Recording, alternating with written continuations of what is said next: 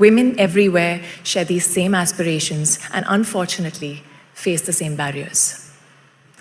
I believe 3 key pillars are foundational to women's empowerment. First being inclusion. We often say nothing about her without her. Yet too often, decisions about women's health are still made without women at the table. Globally, women remain underrepresented in health research, in policy design, and in clinical trials. For too long, the default human body used to build medicine and health technologies has been, quite frankly, a man.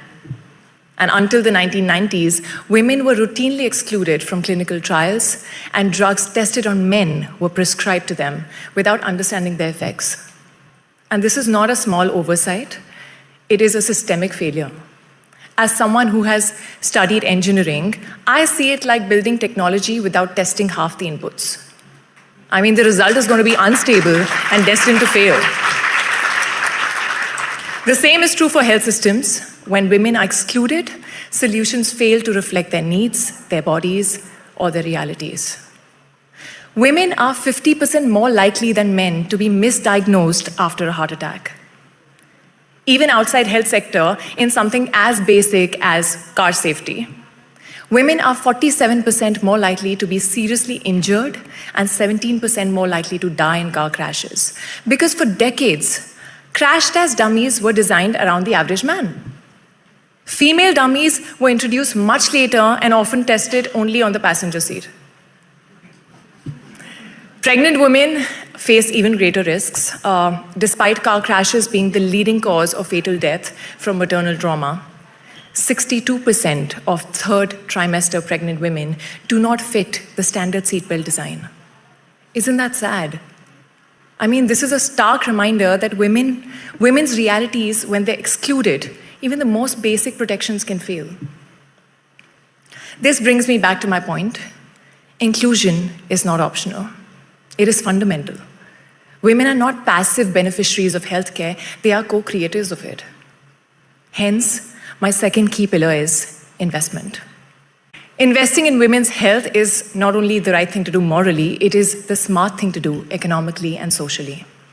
For every $300 million invested in women's health, we get a return of 13 billion. Every dollar invested generates at least $9 back. And in India alone, every dollar invested in maternal health and family planning could yield $8.40 in benefits by 2050. By improved workforce participation, reduced healthcare costs, greater productivity. Now scale all of this globally. That's not a statistic. It's an economic revolution waiting to happen. And yet, women's health remains chronically underfunded, undervalued, and underprioritized. Think about what this means. Healthier women mean healthier children, healthier families, stronger families, more resilient communities, fewer mothers lost to preventable causes, girls completing their education, entering the workforce, contributing to innovations, and demonstrating leadership the world desperately needs. Investment in family planning and maternal healthcare alone could reduce maternal deaths by 75%. That is lives saved, that is futures transformed and potentials unleashed. Every day, trillions flow through global markets, yet the most impactful investment of all gets neglected. This isn't just economics, it's values, in my opinion. Do we value women enough to put their health at the center, or do we keep treating it as secondary and something to, address later? If you're serious about progress, women's health isn't charity.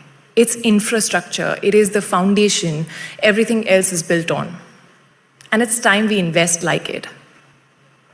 Invest in the third pillar, that is innovation. We live in the era of extraordinary innovation, digital health, artificial intelligence, and new financing models. But innovation is only transformative when it's inclusive. In India, digital health initiatives have reached over 100 million women in rural areas, a number larger than the population of many countries. Yet despite these advances, women remain largely absent from the teams and companies designing the technologies that affect their lives.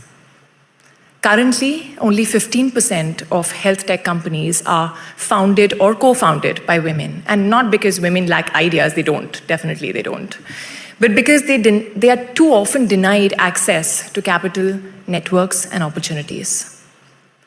Ladies and gentlemen, we're leaving brilliance on the table, and imagine if digital health tools were designed with rural women in mind, or if AI systems were trained on women's realities, if financing models channeled resources directly to women-led enterprises. That's why initiatives like UNFPA X Women Collective are so important. They connect innovators, investors, and advocates to create ecosystems where women-focused solutions can scale, where women are not an afterthought, but the starting point. Excellencies and my friends, women make up for half of humanity. They are caregivers, entrepreneurs, innovators, leaders. To neglect their health is not only unjust, it is self-defeating.